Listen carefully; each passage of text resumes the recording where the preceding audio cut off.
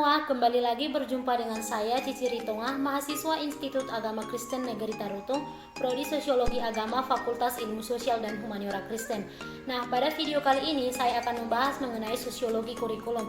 Adapun pembahasan dalam video ini merupakan tugas lanjutan dari mata kuliah Sosiologi Pendidikan yang diampu oleh Ibu Rina Kesia Silaban M.Hum. Nah, teman-teman semua, untuk lebih jelasnya, mari sama-sama kita simak dalam video ini ya. Diawali dari bagian A, yaitu pengertian kurikulum. Apa itu kurikulum? Kurikulum dipahami berasal dari bahasa Latin yaitu currere, yang bermakna laluan atau jejak. Dengan demikian, kurikulum dimengerti sebagai suatu laluan yang akan ditelusuri. Makna ini meluas menjadi jurusan. Dalam bahasa Inggris, kurikulum dipahami sebagai jelmaan atau metamorfosis. Paduan pengertian kurikulum ini dipahami sebagai laluan dari satu peringkat ke peringkat lainnya. Adapun pandangan para ahli tentang kurikulum adalah, menurut Grayson, kurikulum merupakan suatu perencanaan untuk mendapatkan keluaran yang diharapkan dari suatu pembelajaran. Menurut Inlow, semua pengalaman yang direncanakan yang dilakukan oleh sekolah untuk menolong para siswa dalam mencapai hasil belajar kepada kemampuan siswa yang paling baik. Menurut Saylor J. Gallen dan William N. Alexander, keseluruhan usaha sekolah untuk mempengaruhi belajar, baik berlangsung di kelas, di halaman, maupun di luar sekolah. Menurut William B. Ragan, kurikulum merupakan semua pengalaman anak yang menjadi tanggung jawab sekolah. Jadi, kurikulum berdasarkan pendapat ahli tersebut dapat dipahami sebagai berikut, yaitu suatu perencanaan, suatu usaha pembelajaran, dan suatu hasil. Lalu, bagaimana pula kurikulum dalam pandangan legalitas formal dan aturan perundangan yang ada?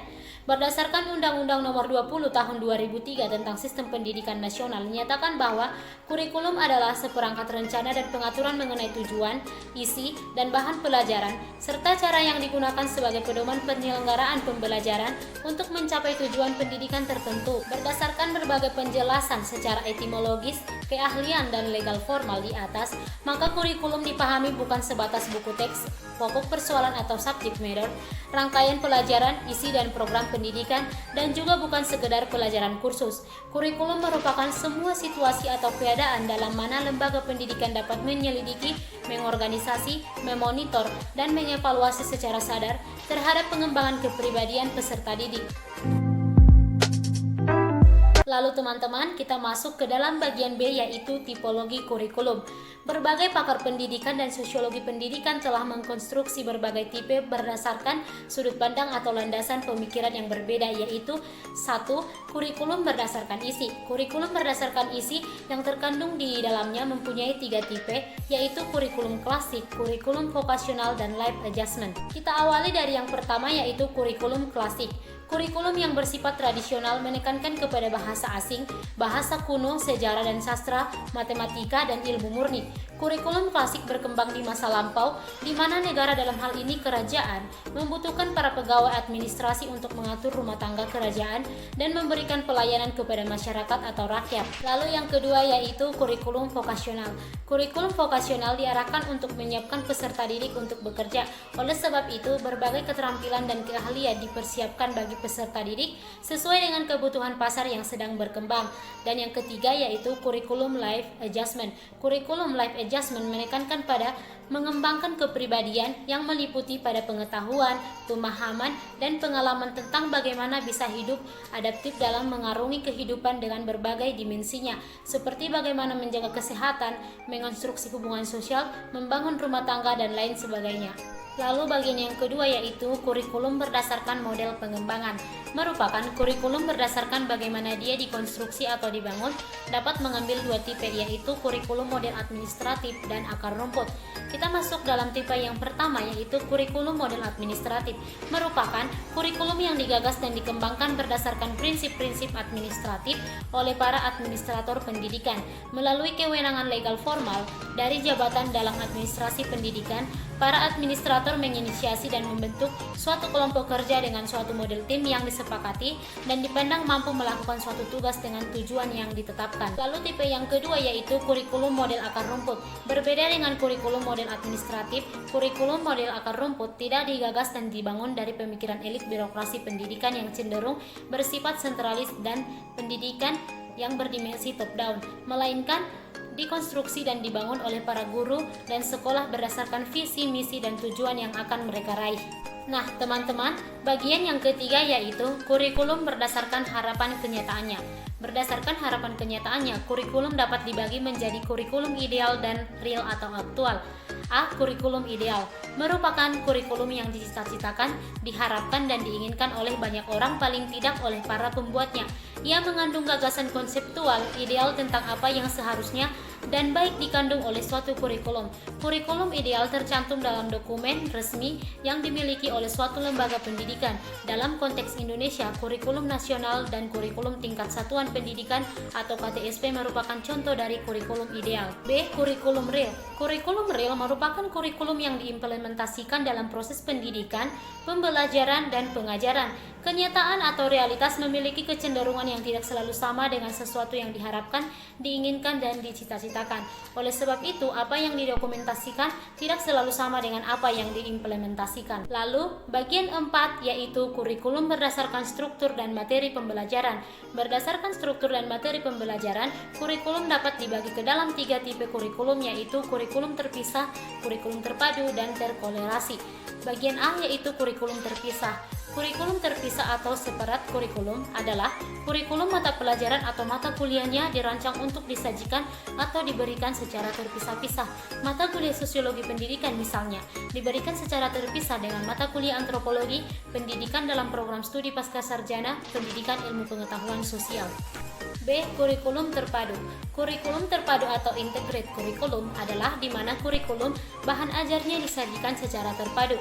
Kurikulum ini biasanya disajikan dalam bentuk tematik sehingga semua mata pelajaran dapat terintegrasi atau terpadu ketika pendidik menjelaskan, menerangkan, atau mendiskusikan satu tema.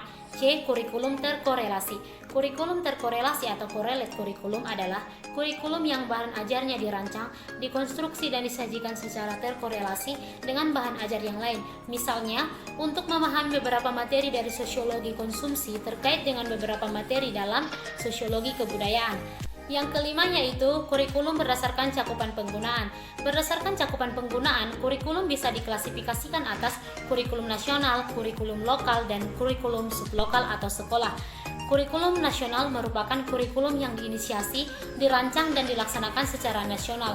Kurikulum ini dikonstruksi oleh suatu tim nasional yang melibatkan berbagai kepakaran tingkat nasional dari berbagai bidang keilmuan. B. Kurikulum lokal. Kurikulum lokal merupakan kurikulum yang diinisiasi, dirancang, dan dilaksanakan secara lokal. Konsep lokal bisa berkaitan dengan suatu wilayah provinsi, kabupaten, atau kota. C. Kurikulum sublokal atau sekolah. Kurikulum sublokal atau kurikulum sekolah adalah kurikulum yang operasionalnya diinisiasi, dirancang, dan dilaksanakan dalam lingkungan sekolah. Kurikulum ini dikenal sebagai kurikulum tingkat satuan pendidikan atau KTSP. Adapun kurikulum pada perguruan tinggi dapat diklasifikasikan pada kurikulum lokal atau sublokal dalam perspektif desentralis dan dengan otonomi yang luas. Perguruan tinggi bisa membuat kurikulum berdasarkan visi, misi, tujuan, dan kompetensi yang ingin dicapai oleh suatu program studi tanpa ada intervensi dari eksternal dalam bentuk kurikulum nasional misalnya.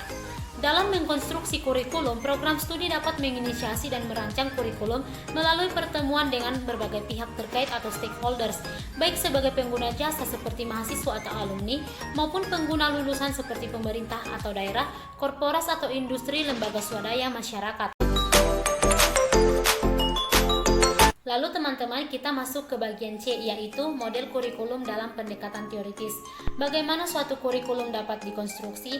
Beberapa pendekatan teoritis yang berkembang dalam konstruksi model kurikulum. 1. Model kurikulum teknik saintifik. Inti dari model kurikulum teknik saintifik atau rasionalisasi adalah semua bentuk kehidupan manusia dapat dicari hukum-hukum yang bersifat umum. Melalui hukum ini, kegiatan manusia dan tindakan manusia dapat dikontrol, dirasionalisasikan, atau dibirokrasikan. 2. Model kurikulum refleksif. Kurikulum dilihat sebagai konstruk dari sosial dari para pembuatnya. Oleh sebab itu, kurikulum dapat diperbincangkan, didiskusikan, dirundingkan, dan dinegosiasikan secara bersama-sama. Dapat didiskusikan dengan melihat dua tingkatan kurikulum, yaitu yang pertama, kurikulum holistik, merupakan suatu bangunan keseluruhan yang diterima peserta didik dari sekolah seperti kurikulum SMA jurusan IPS atau kurikulum program studi sosiologi di suatu perguruan tinggi. 2. Kurikulum parsial, merupakan suatu bagian dari bangunan tertentu dari bangunan keseluruhan yang diterima peserta dari sekolah seperti silabus sosiologi di SMA SMA jurusan IPS atau Sosiologi Pendidikan dari program studi Sosiologi. Oleh karena itu, antara apa yang ditawarkan oleh lembaga pendidikan dan apa yang diminta oleh pihak pengguna, sedapat mungkin terjadi kedekatan atau kesesuaian. Dalam konteks inilah, suatu kurikulum dapat diperbincangkan, didiskusikan, dirundingkan, dan dinegosiasikan secara bersama. 3. Model kurikulum yang relasional. Intinya adalah usaha untuk mempertalikan apa yang diajarkan di sekolah dengan struktur sosial. Jadi, adanya pengakuan bahwa yang dianggap sebagai pengetahuan di sekolah tumbuh dari suatu latar belakang dari historis tertentu. Pemikiran tentang apa yang seharusnya diajarkan di sekolah, bagaimana cara mengajarkannya, dengan cara apa mengajarkan, dan siapa yang dapat mengajarkannya adalah refleksi dari sejarah struktur sosial atau masyarakat. Nah, teman-teman semua, sekarang kita masuk ke bagian D, yaitu kurikulum tersembunyi.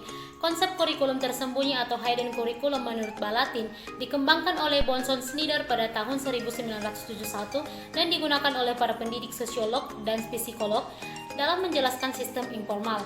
Konsep ini menunjuk pada permintaan implisit atau sebagai lawan dari kewajiban eksplisit dari kurikulum tampak atau visible kurikulum yang ditemukan pada setiap institusi pembelajaran dan yang mana mahasiswa harus mampu menanggapi sehingga dapat bertahan di dalamnya. Kurikulum tersembunyi merujuk pada peraturan, regulasi, dan rutin yang mana partisipan sekolah mesti menyesuaikan diri. Itu dapat dilihat melalui bagaimana ruang kelas di organisasi, sistem penghargaan, dan sosialisasi moral berlangsung melalui peraturan, regulasi, dan rutin. Baiklah teman-teman, sekarang kita masuk ke bagian E, yaitu kurikulum dan evaluasi. Diskusi kurikulum dan evaluasi meliputi pembahasan tentang evaluasi kurikulum dan dampak evaluasi kurikulum pada proses di sekolah. 1. Evaluasi kurikulum. Evaluasi kurikulum dapat dipahami secara holistik dan parsial. Secara holistik, evaluasi kurikulum berarti evaluasi pendidikan secara menyeluruh yang meliputi 1. Isi atau substansi, 2. Proses pelaksanaan program pendidikan, 3. Kompetensi lulusan, 4. Pengadaan dan peningkatan kemampuan tenaga pendidikan, yang kelima pengelolaan atau manajemen pendidikan, yang keenam sarana dan prasarana, yang ketujuh pembiayaan, dan yang kedelapan adalah penilaian pendidikan. Adapun secara parsial, evaluasi kurikulum meliputi sebagian komponen dari semua yang dijelaskan di atas. Biasanya menyangkut penilaian hasil belajar yang pada gilirannya diharapkan dapat memperbaiki cara belajar peserta didik dan perbaikan program pembelajaran. Lalu yang kedua yaitu dampak evaluasi kurikulum pada proses di sekolah. Pada bagian ini akan didiskusikan dampak evaluasi kurikulum secara nasional pada proses di sekolah. Dampak evaluasi kurikulum secara nasional dapat memiliki dampak negatif dan dampak positif. 1. Dampak terhadap proses PBM. Seperti dikemukakan di atas, jika evaluasi kurikulum nasional dimaksudkan sebagai standar kelulusan siswa secara nasional pula, maka ia akan menimbulkan beberapa dampak terhadap proses belajar mengajar atau PBM di sekolah. Antara lain, 1. Sekolah tidak lagi menjadi lembaga pendidikan yang mentransmisikan nilai dan norma yang dipandang penting dalam menghadapi kehidupan. Kalaupun transmisi nilai dan norma ini dilakukan, itu pun hanya sampai pada 2 semester pertama kelas 2, karena pada semester kedua kelas 2, sekolah akan mempersiapkan siswa menguasai materi ujian nasional. Konsekuensinya, mensosialisasi siswa di sekolah tidak sempurna. 2. Lembaga pendidikan oleh sebab itu direduksi menjadi tempat pelatihan untuk membahas dan menjawab materi soal yang tercakup dalam kisi-kisi yang telah digariskan oleh Departemen Pendidikan secara nasional. Sekolah sebagai lembaga pendidikan formal dikerdilkan menjadi kursus, tempat bimbingan belajar yang dikenal sebagai lembaga pendidikan non-formal. Karena dalam konsepsi pemikiran pengelola sekolah, guru juga termasuk pemerintah daerah. Dalam hal ini Dinas Pendidikan melihat bahwa keterampilan menjawab berbagai macam, ragam atau jenis soal ujian nasional diperlukan bagi siswa agar para siswa terampil dalam menjawab pertanyaan pada saat ujian nasional berlangsung. Lalu dampak yang kedua yaitu dampak pada hubungan sosial antara guru dan murid. Ujian nasional telah menciptakan stratifikasi terhadap guru oleh para siswa. Semua guru dibuat stratifikasinya berdasarkan atas 2 kelas, yaitu kelas mata pelajaran yang ikut diuji dan kelas mata pelajaran yang tidak ikut diuji pada saat ujian nasional. Perbedaan ini memberikan dampak pada perbedaan bersikap, berperilaku, dan tindakan terhadap guru oleh para siswa. Dalam stratifikasi sosial ini, guru yang mengajar mata pelajaran yang ikut diuji memperoleh perhatian, penghormatan, dan ketundukan yang lebih besar daripada dengan guru yang mengajar mata pelajaran yang tidak ikut diuji dalam ujian nasional. Nah, teman-teman, adapun dampak yang ketiga yaitu dampaknya pada nilai dan norma. Evaluasi kurikulum nasional yang bertujuan untuk mengetahui pencapaian standar kelulusan siswa secara nasional serta sekaligus raihan kualitas peserta didik dan sekolah secara nasional memberikan dampak pada penggembosan, pengikisan, destruksi terhadap nilai dan norma yang dijunjung tinggi dalam masyarakat. Pelaksanaan ujian nasional yang menjadi standar kelulusan bagi siswa tidak pelak berdampak lagi mengakibatkan berbagai pihak berjuang agar yang berada di bawah kewenangan mereka lulus sebanyak mungkin. Jika dapat lulus 100%, tentunya dengan berbagai daya upaya akan dilakukan. Baiklah teman-teman, kita masuk ke bagian B ya, yaitu dampak positif evaluasi kurikulum. Evaluasi kurikulum secara nasional melalui ujian yang diselenggarakan secara nasional, namun tidak hanya menjadi standar kelulusan nasional, telah menghasilkan nilai ujian yang berskala nasional pula. Nilai evaluasi secara nasional bersifat murni, tidak ada penambahan nilai yang bersumber dari sekolah, telah menjadi instrumen untuk masuk ke sekolah yang lebih tinggi, menggantikan tes yang diselenggarakan oleh sekolah yang akan dituju. Sistem penerimaan murid baru melalui seleksi peringkat nilai evaluasi secara nasional yang bersifat murni telah memberikan dampak positif. Dikatakan memberikan dampak positif sebab sistem ini memberikan peluang dan kesempatan yang adil kepada seluruh peserta didik untuk memasuki sekolah lanjutan yang sesuai dengan kemampuan yang mereka miliki. Melalui pola ini dimungkinkan anak-anak dari keluarga miskin bisa menikmati pendidikan yang bermutu oleh karena prestasi sang anak sendiri. Adapun penerimaan sistem murid baru melalui tes yang diselenggarakan oleh sekolah menciptakan terjadinya ketidakadilan karena seleksi ini menyebabkan terjadinya korupsi dan nepotisme. Sebab uang dan relasi pihak sekolah atau kepala sekolah dan guru dijadikan sebagai standar untuk kelulusan sang anak. Baiklah, demikian pemaparan saya mengenai sosiologi kurikulum. Besar harapan saya video saya ini dapat bermanfaat bagi kita semua. Akhir kata saya ucapkan terima kasih.